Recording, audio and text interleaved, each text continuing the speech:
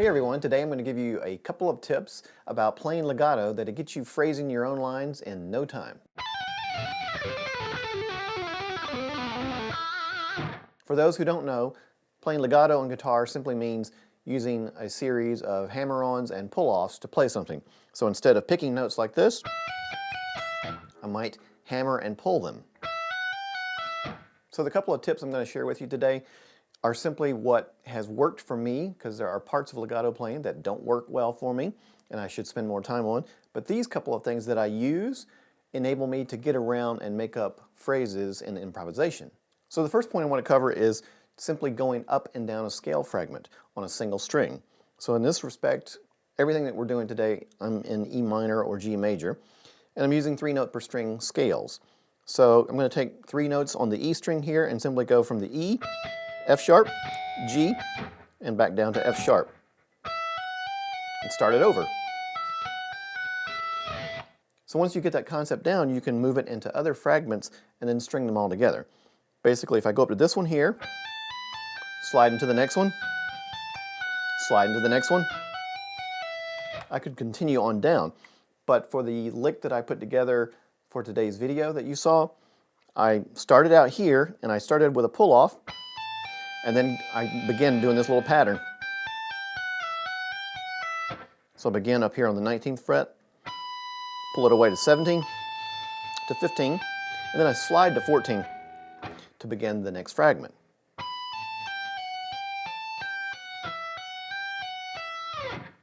So that's the first part of the lick that we're working on. Then to cross strings, we're going to talk about point 2. Because many times when people play legato, they do this right here.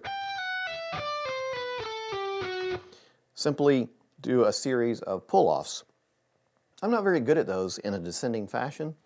So a lot of times what I've done when improvising, and I just discovered this and kind of analyze what I do, is I will do the pull-off here, and then when I cross the string, I'll end up playing this pattern. Because it gives me a starting point on that high note, but it's not this. Because for whatever reason, I don't do very well at that, but I can go, and I get more notes out of it, more notes for the bang, and it also kind of breaks up the whole monotony of that sort of thing. There is better, I think. Of course, it depends on the phrase that you're working on, but if you're just improvising and getting a bunch of notes out in key, then I think this works pretty well. So the 2 methods we're looking at is starting on the lowest note of whatever fragment you might be in, and then hammering up and then pulling off. And then when I cross strings, most of the time, I'll end up doing this pattern here to mix things up. Okay, so it sounds like this. So if we're to start our whole lick again, it sounds like this.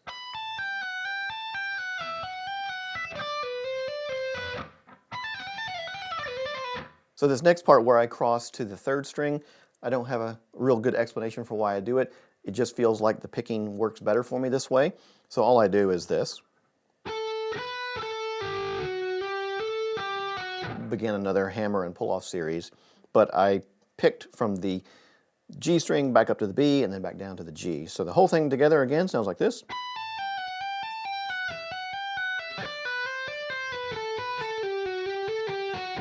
At this point, we begin a slide down to the 9th fret and add on our hammer and pull-offs again. 9, back up. Okay, so really just the same technique. Then I'm crossing strings again, so I'm going to do this pattern here, and as opposed to just or this.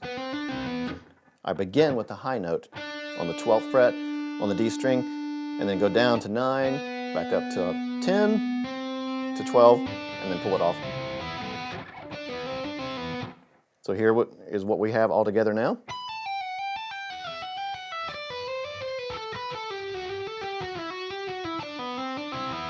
After we do this, we slide down to 7, and we do our last hammer and pull, and then just finish on the E here. Now, I just gave us an ending point because I wanted to end the phrase. But if you're improvising, you don't have to play this whole long line. I'm just trying to give you an idea of how you can piece things together like this to come up with your own legato phrases.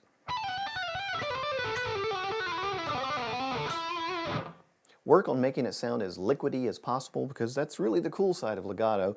It really sounds like notes coming out as water, but you don't want to choke out notes. You want to make sure that you can hear every one of them. So don't bunch up your hammers and pulls too much to where you can't hear defined notes. Now, this big example that we used today, that's simply something I made for the video. You can grab the tablature for it down below in the description. But again, that's not something that you have to play to completion. It's simply meant to give you some practice going from string to string or playing some fragments that are doing position shifts on a single string.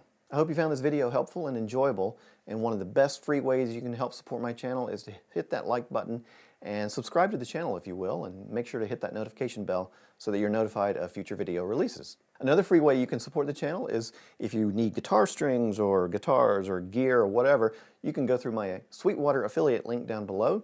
It won't cost you anything extra. It just helps support the channel in a small way, and I appreciate it. If you want to join our Patreon community, you can go over to patreon.com/PaulWarrenMusic, where you'll get additional tablatures and backing tracks and things like that. Thank you so much for watching. I really do appreciate it. We'll see you all next time.